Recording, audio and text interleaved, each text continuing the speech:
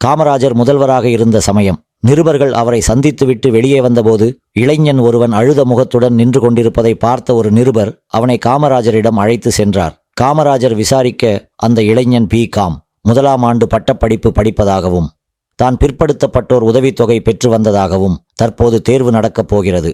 Hall ticket கொடுக்கிறார்கள், இந்த நேரத்தில் நான் பிற்பட்ட வகுப்பை சேர்ந்தவன் இல்லை என்பதை தாமதமாக கண்டுபிடித்து என் உதவித்தொகையை ரத்து செய்து 2 செமஸ்டர் பீஸையும் கட்டினால்தான் ஹால் டிக்கெட் கொடுப்போம் என்கிறார்கள் என்று சொல்லி அழ, உடனே காமராஜர் அது சம்பந்தப்பட்ட அதிகாரியை அழைத்து முதலில் எப்படி இந்த மாணவனுக்கு உதவித்தொகை கொடுத்தீர்கள் என்று கேட்க, அதிகாரி சாதி பெயரில் இருந்த எழுத்து பிழையால் தவறு நேர்ந்து விட்டது என்கிறார். காமராஜர், நீங்க தப்பா நினைச்சு கொடுத்துட்டீங்க, இப்ப தப்ப கண்டுபிடிச்சு நிறுத்திட்டீங்க, நடுவுல இந்த பையன் என்ன தப்பு செஞ்சான், இவன் மாதிரி இதை என்கிட்ட சொல்லாதவங்க எத்தனை பேர் இருப்பாங்க, எல்லாருக்கும் ஹால் டிக்கெட் கொடுக்க ஏற்பாடு செய்யுங்க, என்னோட வாய்மொழி உத்தரவா அவங்களுக்கு உதவித்தொகை தொடரட்டும், பைல் அனுப்புங்க, கையெழுத்து போடுகிறேன் என்று பிரச்சனைக்கு உடனே மாற்று வழி சொன்னார். இனி கனவிலும் இப்படி ஒரு முதல்வர் நமக்கு கிடைப்பாரா?